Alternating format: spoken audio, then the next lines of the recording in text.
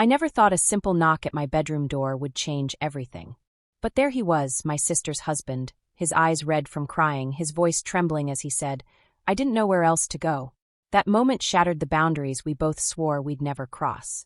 What started as comfort turned into something forbidden, something I couldn't stop, even if I wanted to. I always believed my life was ordinary, predictable, even.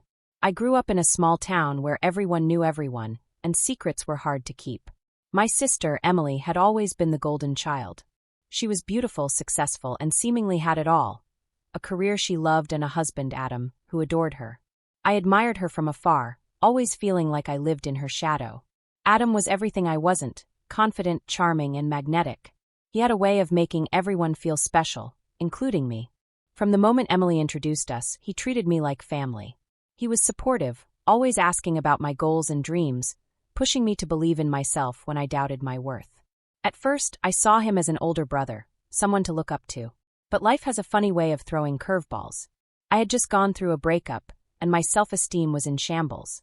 Emily and Adam offered to let me stay with them for a while to get back on my feet. Their home was warm and inviting, a refuge from the chaos of my broken heart. Emily was often busy with work, leaving Adam and me to spend more time together than I ever expected. We'd sit in the living room late at night, talking about life, our dreams, and fears we never voiced to others.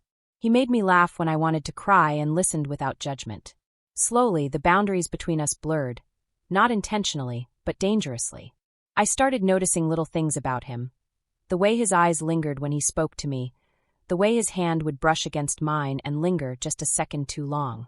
At first, I dismissed it, convincing myself it was nothing more than friendly gestures. But as the days passed, those moments became harder to ignore.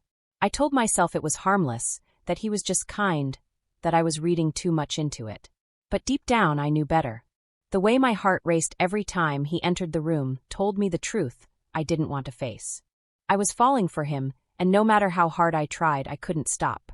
It started with innocent moments, small exchanges that felt normal at first. Adam would compliment me, telling me how much stronger I seemed since the breakup.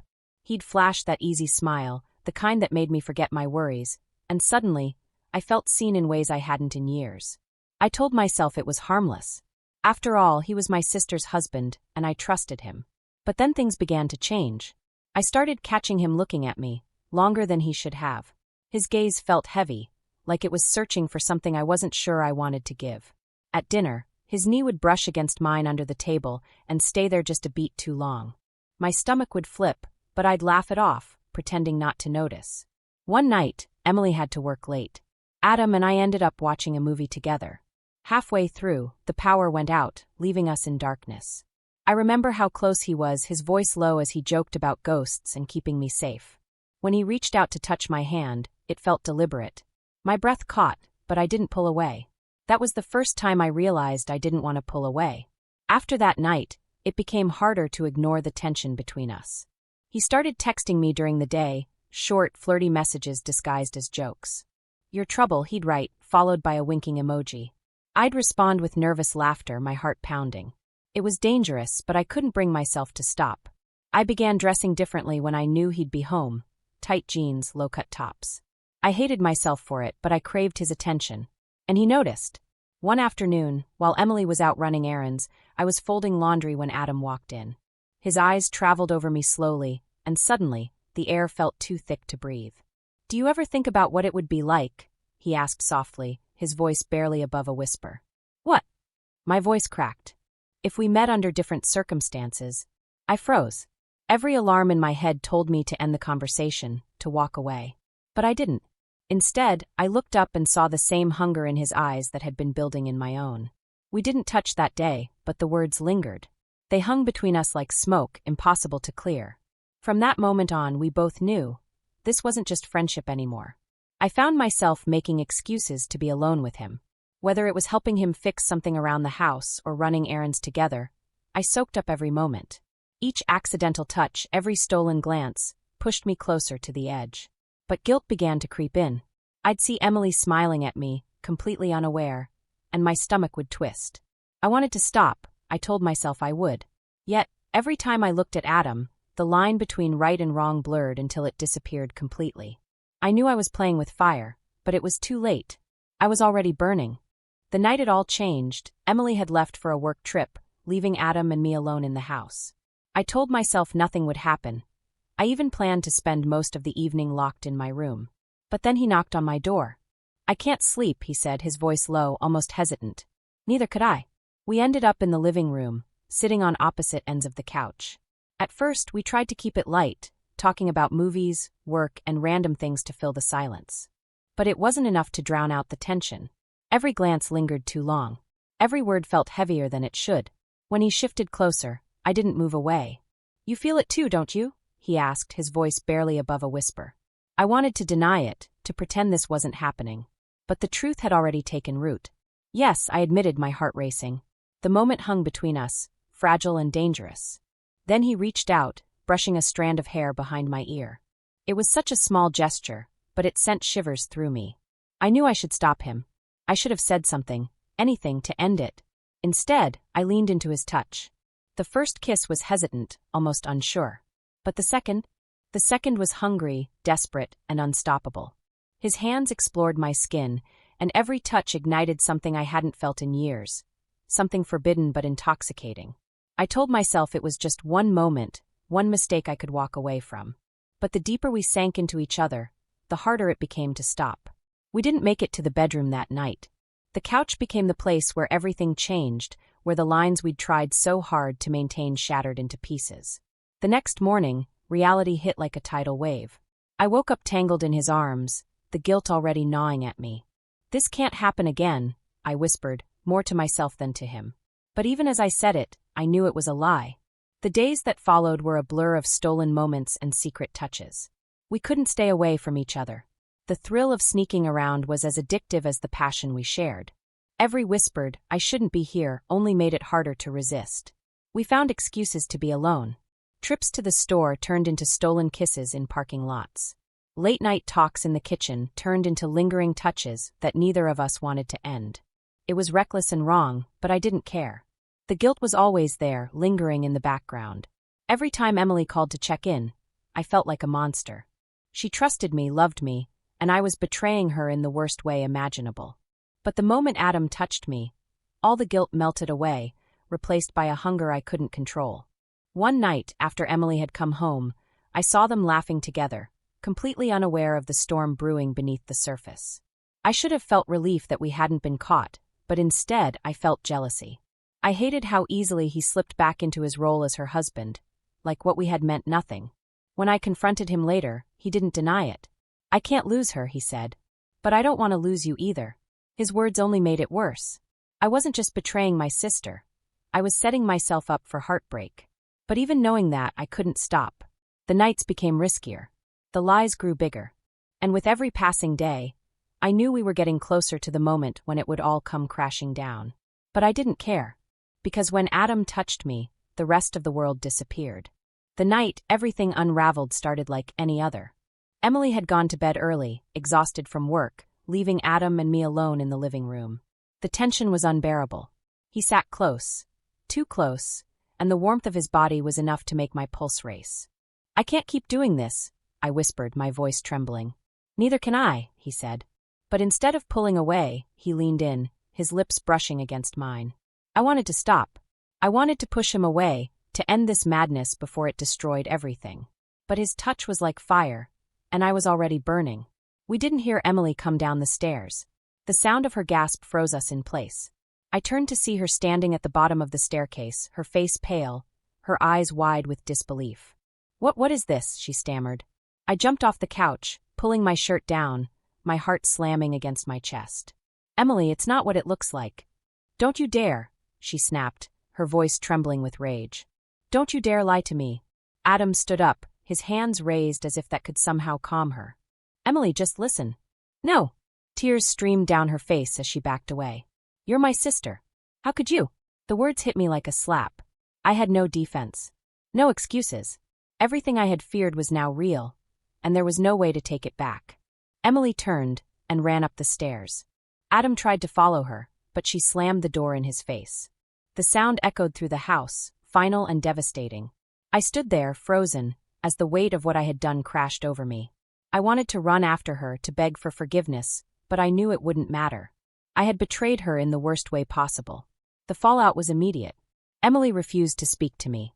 She locked herself in the bedroom and wouldn't come out. Adam tried to talk to her, but she wouldn't listen. When she finally emerged, her eyes were red and swollen, her voice cold and hollow. "I want you out," she said to me. "Emily, please. Get out," she screamed, her voice breaking.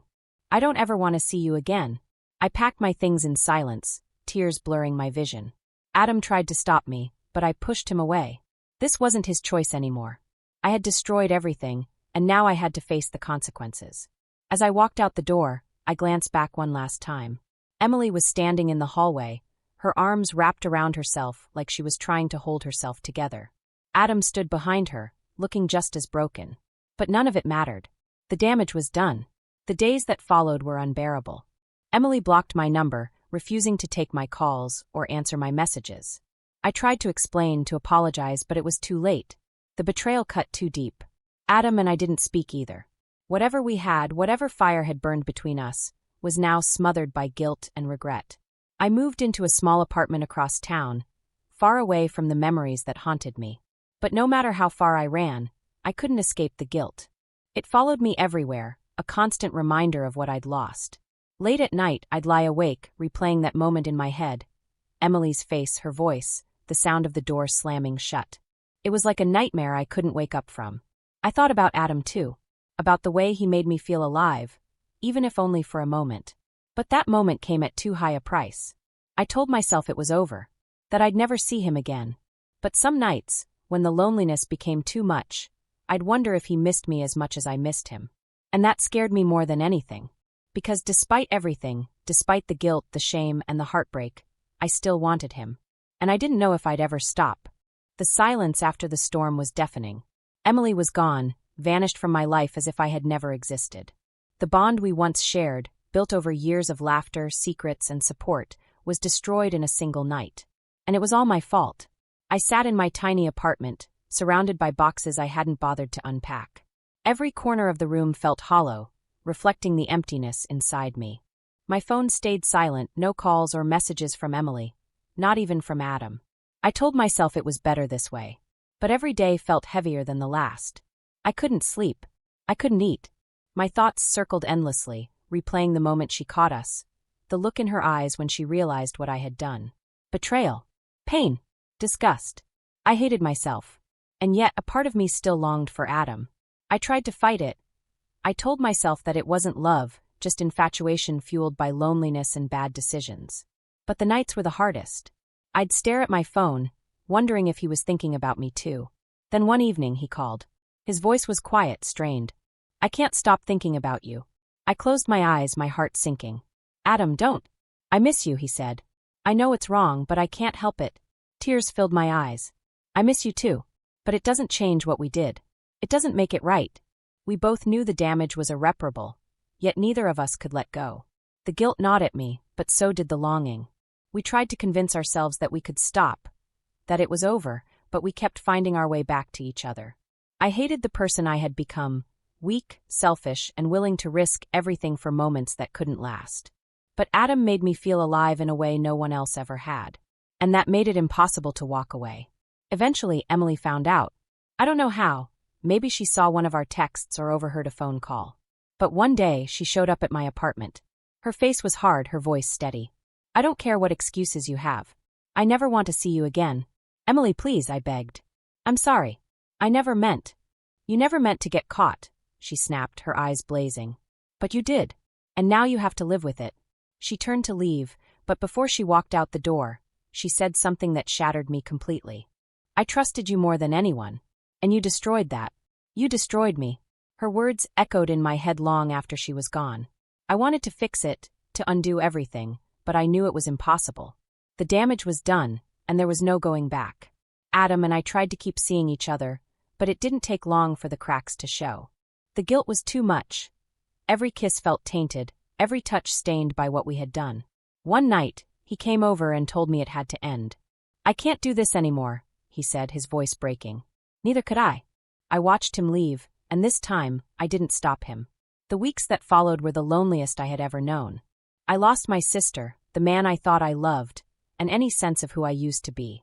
I spent countless nights replaying every decision, every mistake, wondering how I let things spiral so far out of control. I tried to reach out to Emily again, but every call went unanswered. Eventually, I gave up, realizing that some wounds are too deep to heal. I was left with nothing but regret, and the knowledge that I had no one to blame but myself. Time passed, but the scars remained. I tried to rebuild my life, but no matter how far I ran, the shadows of my choices followed me. Every day, I replayed the decisions that led me here. The stolen glances, the whispered words, the touch that changed everything. I thought I knew what love was, but now I realized it was never love. It was obsession, fueled by loneliness and insecurity. Losing Emily was the hardest part. She wasn't just my sister, she was my best friend. Growing up, we shared everything, dreams, secrets, and fears. I never imagined I would be the one to betray her so completely. Her absence left a void I couldn't fill, no matter how hard I tried. I wanted to hate Adam for his part in this, but I couldn't. I had been just as guilty. We were two broken people looking for comfort in the wrong places. And while he moved on, trying to fix his marriage, or at the very least rebuild his life, I was left to pick up the pieces of my own. I learned the hard way that betrayal doesn't just destroy relationships. It destroys who you are. It leaves you questioning your worth, your values, and whether you're even capable of being loved again. For months, I lived in that darkness, drowning in regret and self-loathing. But eventually, I realized I had two choices: stay buried in guilt or find a way to forgive myself and move forward. So I started small. I cut off all contact with Adam. As much as it hurt, I knew it was the only way to truly let go. I stopped checking his social media, stopped wondering if he was thinking about me. He wasn't mine to hold on to, and he never had been. Then I focused on myself. I started therapy, forcing myself to confront the insecurities that had driven me into Adam's arms. I learned to recognize the patterns in my behavior, the need for validation, the fear of being alone, and I worked to break them. I also wrote a letter to Emily, not to ask for forgiveness, but to acknowledge the pain I caused and take responsibility for my actions. I never sent it. Instead, I kept it as a reminder of the person I never wanted to be again. It wasn't easy. Healing never is. But slowly, I began to feel like myself again, or at least a better version of who I used to be. Looking back, I can see the warning signs I ignored, the boundaries I let blur. I let desire and loneliness cloud my judgment, and I paid the price. Now I live with the consequences of my actions. I know that forgiveness from Emily, from myself, may never come. But I also know that I can't let this mistake define me forever. The truth is, one moment of weakness can destroy everything you've built. And no matter how tempting it feels, crossing that line is never worth it. If you were in her position, what would you have done? Could you ever forgive someone who betrayed you like this? Let me know your thoughts in the comments below. I'd love to hear your opinions. And don't forget to like this video, subscribe to the channel, and turn on notifications so you never miss another shocking story like this one. Trust me, what's coming next will leave you speechless.